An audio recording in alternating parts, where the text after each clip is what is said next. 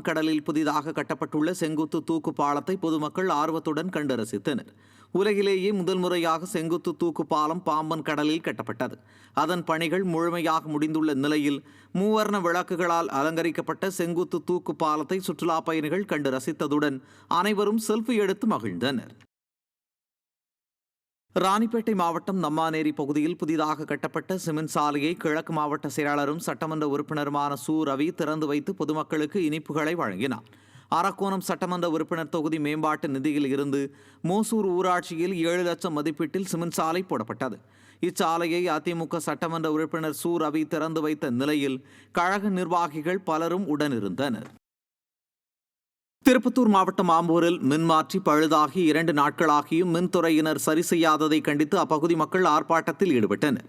ஆம்பூர் நகராட்சிக்குட்பட்ட ஜவஹர்லால் நேரு நகர் பகுதியில் உள்ள மின்மாற்றி பழுதாகி கடந்த 2 நாட்களாக மின்சாரம் இல்லாமல் அப்பகுதி பொதுமக்கள் மற்றும் மாணவ மாணவிகள் கடும் அவதியடைந்து வருகின்றனர்.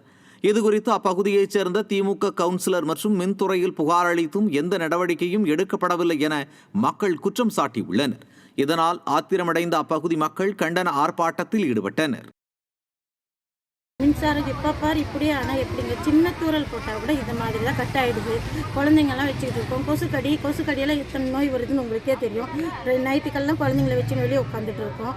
தண்ணி வேறு இல்லை, குடிக்க கூட தண்ணி இல்லாத எவ்வளோ கஷ்டப்பட்டுருக்கோம். மோட்டார் ரிப்பேர் ஆகிடுது, ஃப்ரிட்ஜு டிவி எல்லாம் டக்குன்னு கரண்ட் ஆஃப் ஆகிட்டோம். இது எல்லாமே போயிடுது. எங்களுக்கு எத்தனை முறை சொல்கிறது வர்றது, ஏதோ சார்ஜ் பண்ணிட்டு போயின்னே இருக்காங்க. அது பண்ணிட்டு இதே மாதிரியா இருந்தால் எப்படிங்க? நாங்கள் வந்து மாற்றுங்கன்னு சொன்னாலும் மாற்ற மாட்டேன்றாங்க.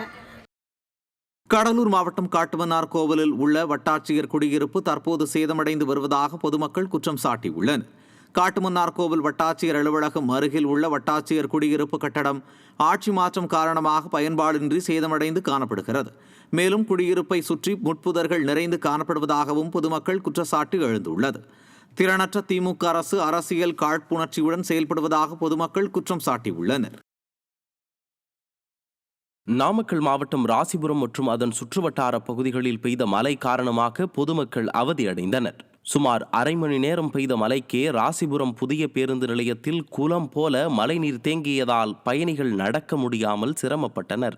இதற்கு முன்பும் இதேபோல பல முறை நடந்திருந்தாலும் மழைநீர் தேங்காதவாறு நகராட்சி நிர்வாகம் நடவடிக்கை மேற்கொள்ளவில்லை என குற்றச்சாட்டு எழுந்துள்ளது.